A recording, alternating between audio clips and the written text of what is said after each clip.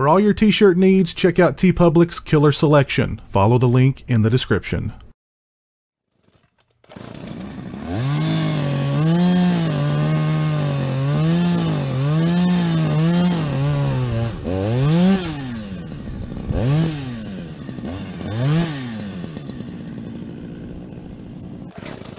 Hey, what's up, people? Piz out here, and as many of you guys know, yesterday, after over a year of waiting, the judge presiding over the Victor Miller versus Sean Cunningham lawsuit over the rights to the screenplay for the original Friday the 13th issued his judgment in Victor Miller's favor. But as I mentioned in my video yesterday discussing that summary judgment in Miller's favor, this thing is far from over. Now, just today, Bloody Disgusting received a statement from Horror Inc., the producers behind basically the entire Friday the 13th series. And there's some, it's brief, it's vague, but I think if you read between the lines, you can kind of suss out what's going on with Friday the 13th and what the possible future could be for Friday the 13th. And it's a very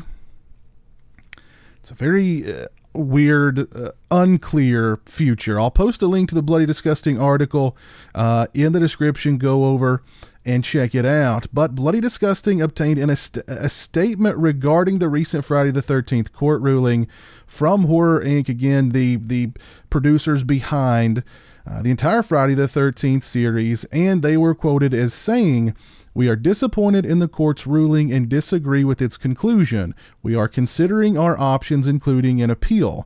In the meantime, the court was very clear that its ruling in favor of Mr. Miller is limited to the original screenplay in which Jason's mother is the killer, and that Mr. Miller's termination notice did not purport to terminate the separate copyright in the iconic supernatural killer who wears a hockey mask. It also does not grant any rights to Mr. Miller that would enable him to use any elements of the original screenplay outside of the United States. Following the guidelines set down by the court's ruling, we intend to aggressively explore many opportunities for new projects featuring settings and characters, including the hockey mask wearing killer, not included in Mr. Miller's screenplay, and in fact are currently in development on new projects that are consistent with the ruling, which will be announced soon."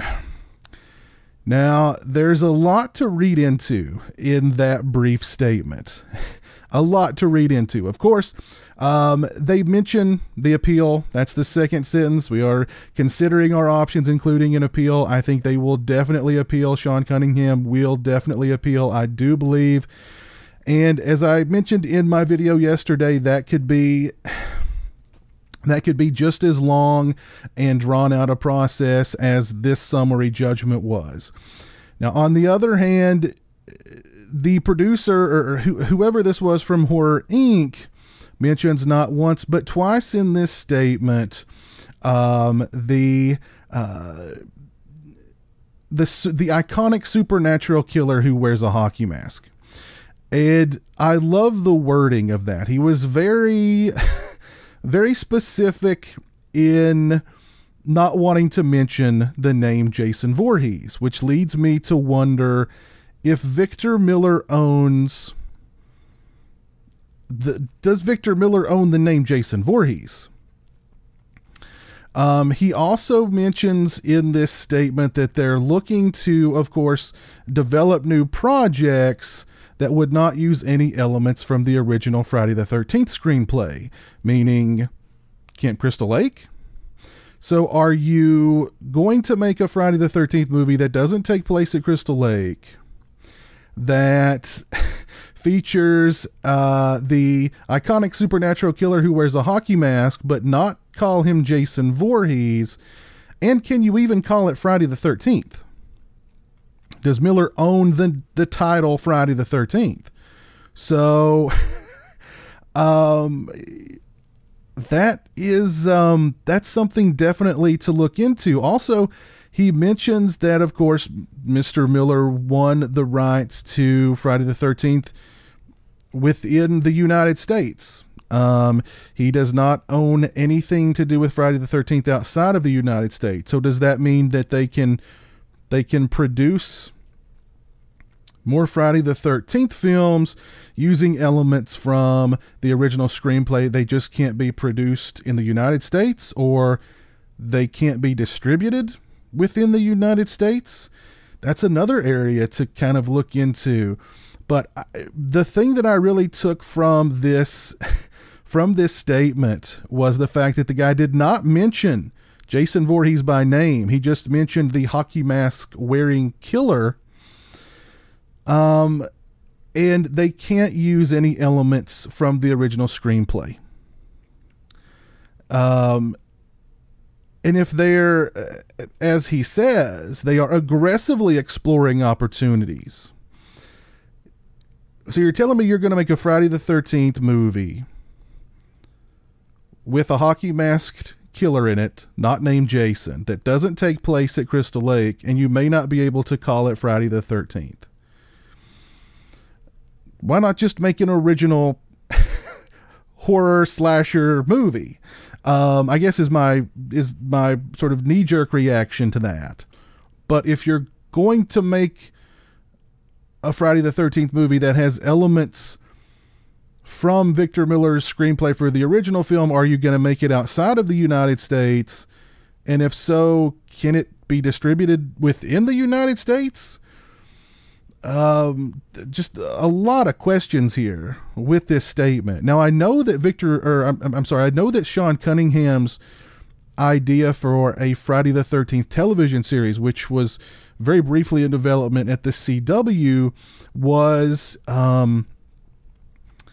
it didn't involve Jason. It wasn't a Jason focused Friday the 13th project. It took place at Crystal Lake, as if Crystal Lake was a real place made famous or infamous by a series of murders that happened long ago that were turned into a very popular series of horror movies that really, put Crystal Lake on the map. But Crystal Lake is sort of a hotbed for weird activity. So every week you'd have a story that takes place at Crystal Lake, but it would involve, I thought of it as, Erie, Indiana, only, Crystal Lake, in the Crystal Lake community, or the X-Files in the Crystal Lake community. I think that could be interesting. I think that could be a fun television series. But if they're going to move forward with future film projects, how are they going to do that if you, A, don't own the name Jason, you don't own the setting of Crystal Lake, and do you even own the title Friday the 13th? Now, I understand they made, Jason Goes to Hell and Jason X and Freddy versus Jason, but you still had Jason in there. You know what I mean? You still had the name Jason in there. I don't know. I'm really confused and kind of off put by this statement. Because it tells me that no, this thing is not over. This lawsuit is not over. And they're wanting to move forward with some projects that, how are you going to, again, you're going to make a Friday the 13th movie, but you can't call it Friday the 13th. You can't have it set at Camp Crystal Lake, and you can't call the hockey mask wearing killer Jason. I don't know how that's going to work. Again, I'll post a link to the Bloody Disgusting article down in the description. Go over, check it out, and let me know your thoughts on this statement down in the comment section below. Do you think the idea of the television series is a good idea?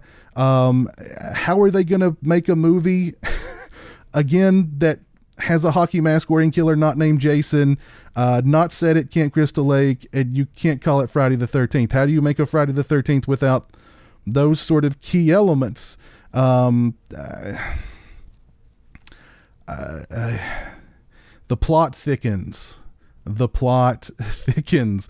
Let me know your guys' thoughts down in the comments section below. As always, thanks so much for watching, or in this case, listening. If you're not following me on social media, those links are in the description. Take care, and until next time, peace.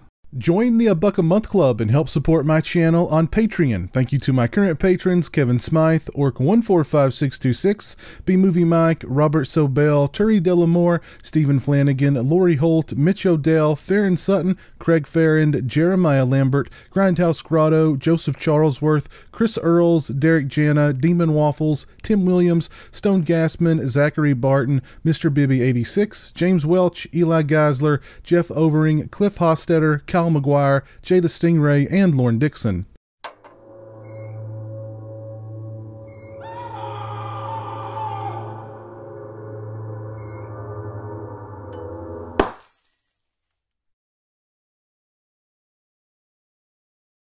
Say hello to the internet, Jeremy.